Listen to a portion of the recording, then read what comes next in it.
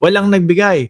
Kaya lang ho, doon sa Net25, umamin naman na merong mga kaibigan na nagbigay o donasyon sa kanyang kampanya. Ang gulo, ano? Ang gulo ni Marcoleta. So, ibig sabihin, no, yung sose niya, nagsinungaling siya doon. Pero sa interview niya sa Net25, inamin niya na may mga kaibigan siyang nagbigay ng pera sa kanya. Nilagay lang daw niyang zero kasi pakiusap daw ng mga donors na huwag silang pangalanan. Pero O, pwede ba yun? Isang beses nga naisip ko, hindi kaya ang mga donor nito is ang mga ang mga, sino ba yun? Yung mag-asawa?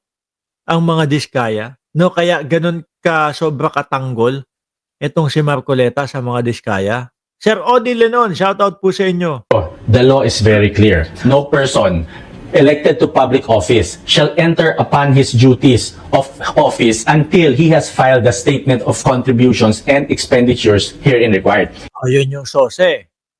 Merong pong ginawang sose si Marcoleta, mga kababayan. Kaya lang, hindi linagay yung katotohanan doon sa sose. Ibig sabihin, kung hindi ka nag-submit ng SOSE, wala kang karapatang maupo kahit sa anong posisyon sa gobyerno. Kahit na nanalo ka sa eleksyon. Ayun ha.